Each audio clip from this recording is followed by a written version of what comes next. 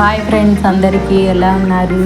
ఈరోజు మనం పెసరట్టు విత్ పల్లి చట్నీ ఎలా చేయాలో చూద్దాం. చాలా టేస్టీగా ఉంటుందండి. దీనికోసం పెసరపప్పుని నైట్ నానబెట్టుకొని ఉంచుకోవాలి. ఇప్పుడు ఒక గిన్నె తీసుకొని అందులో ఒక గ్లాస్ పెసరపప్పు వేసుకొని శుభ్రంగా 2-3 సార్లు కడుక్కోవాలి.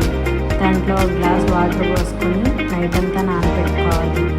మార్నింగ్ ఒక మిక్సీ జార్ తీసుకొని అందులో మనం నానబెట్టుకున్న పెసరపప్పు, 3-4 పచ్చిమిరపకాయలు, ఒక చిన్న అల్లం ముక్క, కొంచెం ఉప్పు వేసి బాగా మెత్తగా మిక్సీ పట్టుకోవాలి. చట్నీ కోసం ఒక కళాయి తీసుకొని అందులో ఆయిల్ వేసి కొంచెం పల్లీలు వేసి వేయించుకోవాలి.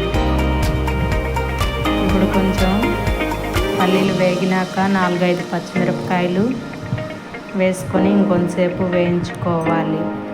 అలాగే కొంచెం పుట్నాలు కూడా వేసి వేయించుకోవాలి.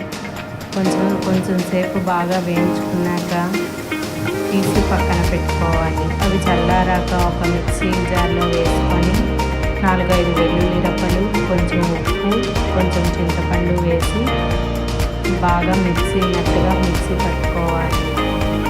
ఇప్పుడు తాలింపు చూద్దాం. కొంచెం బాండి పెట్టుకొని కొంచెం ఆయిల్ పోసుకొని ఆవాలు, జీలకర్ర, మిరపకాయలు, కొంచెం కరివేపాకు వేసి పోపు బాగా వేయించుకోవాలి.